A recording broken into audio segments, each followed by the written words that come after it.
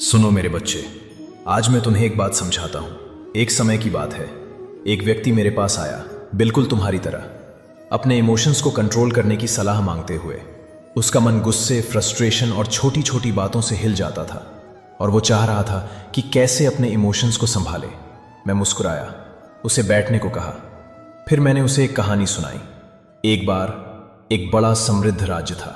उसका राजा दानी, शक्तिशाली और सम्मानित था। एक दिन उसने फैसला किया कि वो पड़ोसी राज्य का दर्शन करेगा, क्योंकि उसके बारे में सुना था कि उस देश का राजा बहुत ज्ञानी है। जब वो पड़ोसी राज्य पहुंचा, उसका स्वागत बड़े ही शानदार तरीके से हुआ और उस ज्ञानी राजा ने उसके लिए एक भव्य भोज तैयार कर रखा था। सब लोग खुश थे, सब कुछ शांति से चल रहा था। फिर अचानक राजा ने अपनी सूप में एक मक्खी देखी। वो तुरंत घृणा से भर गया। उसने गुस्से में अपने सेवक को आदेश दिया, इसे ले जाओ, मुझे नया बाउल लाओ। पड़ोसी राज्य का ज्ञानी राजा ये सब देख रहा था। उसने शांत स्वर में बोला, महाराज, कृपया क्रोध मत करिए, ये बस एक छोटी सी मक्खी थी, इससे क्या फर्क पड़ता है। पर राजा ने तुरंत जवाब दिया, मुझे ऐसी बातें बिल्कुल बर्दाश्त नहीं, एक छोटी सी मक्खी भी मेरा मूड खराब कर देती है। तब ज्ञानी राजा मुस्कुराया और एक बात कही, महाराज, आपका मूड मक्खी ने खराब नहीं किया, आपके रिएक्शन ने किया। आपके इमोशंस पर अधिकार किसका होना चाहिए, मक्खी का या आपका? यह बात तीर की तरह राजा के हृदय में लगी। उसे समझ आ गया कि प्रॉब्लम मक्खी नहीं थी, उसका अपना रिएक्शन था। राजा वापस अपने राज्य लौट गया और बदलने लगा। उसने प्रैक्टिस करना शुरू किया, रिएक्ट न करने की कला। जो बातें पहले उसका गुस्सा उड़ा देती थीं, उन पर अब वो रुककर सोचता और शांत रहने लगा। धीरे धीरे वो मुश्किल परिस्थितियों में संयमित रहने लगा, बेहतर फैसले लेने लगा, अपने राज्य को और ज्यादा समृद्ध बनाने लगा। मेरे बच्चे, फिर मैंने उस व्यक्ति से कहा, यही तुम्हारी सीख है, तुम्हारे इमोशंस का मालिक तुम हो, उन्हें अपने ऊपर कभी राज मत करने दो। हम सब जानते हैं कि हम अक्सर बिना सोचे समझे रिएक्ट कर देते हैं और ये रिएक्ट करना ही हमारी जिंदगी में प्रॉब्लम्स, मिसअंडरस्टैंडिंग और गलत फैसलों का कारण बन जाता है। पर इसका मतलब ये नहीं कि तुम इमोशंस दबाओ। इमोशंस तो मानव जीवन का एक प्राकृतिक हिस्सा है। तुम्हें सिर्फ इतना करना है, रिएक्ट मत करो, रुक कर प्रोसेस करो, फिर रीजन के साथ रिस्पॉन्ड करो। यही तुम्हारी शक्ति है, यही तुम्हारा जीवन बदलेगा। अब एक और कहानी सुनो। यह दुनिया के एक दूसरे कोने में घटित हुई थी। वहां माइकल नाम का एक युवा रहता था, बहुत इमोशनल इंसान। उसका मन जैसा चलता वैसा ही वो रिएक्ट कर देता। अगर कोई बात उसे थोड़ी सी भी चुभ जाती तो वह तुरंत गुस्सा हो जाता, तेज बोल देता, लोगों को हर्ट कर देता और फिर उसके रिलेशनशिप्स में गड़बड़ होने लगती। गुस्सा, आवेग, यही उसकी पहचान बन चुकी थी। लेकिन एक दिन उसने सोचा, मैं ऐसे और नहीं जी सकता। उसे समझ आ गया कि उसके इंपल्सिव रिएक्शन उसे सुकून नहीं दे रहे, बल्कि नुकसान ही कर रहे हैं, घर में, दोस्तों में और खुद के अंदर भी। तब उसने फैसला किया, मैं अपने इमोशंस को कंट्रोल करना सीखूंगा। वो माइंडफुलनेस और मेडिटेशन प्रैक्टिस करने लगा। इससे क्या हुआ, वो अपने थॉट्स को देखने लगा, अपने इमोशंस को नोटिस करने लगा, रिएक्ट करने से पहले रुकना सीख गया। साथ ही उसने नॉट रिएक्टिंग का कला भी सीखना शुरू किया।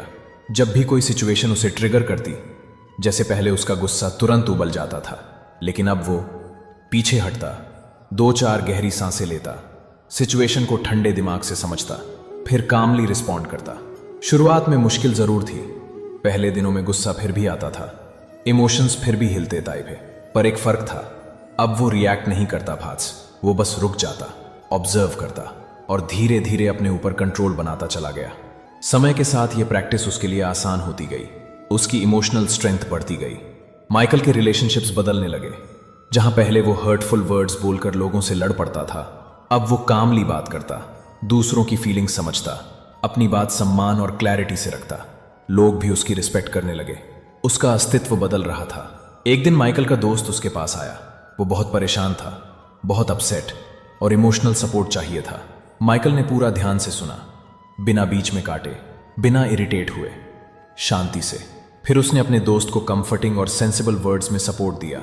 उसका दोस्त हैरान हो गया। उसने कहा, यार, तुम हमेशा सही बात कैसे बोल लेते हो, तुम गुस्से या पैनिक में क्यों नहीं आते? माइकल ने मुस्कुराकर जवाब दिया, ये नहीं कि मैं कभी एंग्री या अपसेट नहीं होता, पर मैंने अपने इमोशंस को कंट्रोल करना सीख लिया है।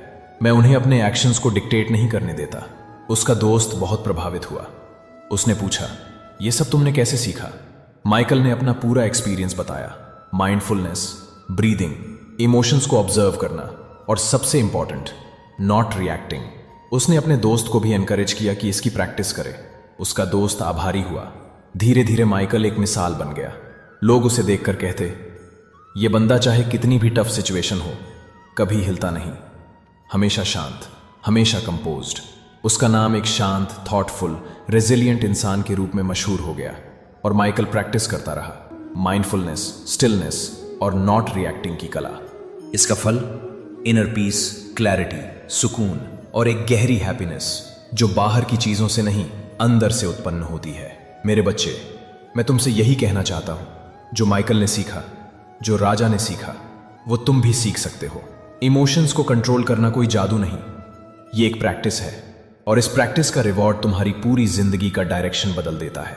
अब मैं तुम्हें वो गहरी बातें बताता हूं जो तुम्हारे जीवन को अंदर से बदल देंगी।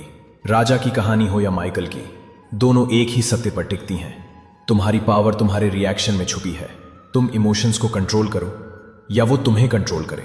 गुस्सा तब तक नहीं जाएगा जब तक तुम अपने मन में रिजेंटमेंट को पकड़ कर रखे हो। जिस पल तुम उन सोचों को छोड़ दोगे, गुस्सा अपने आप गिर जाएगा।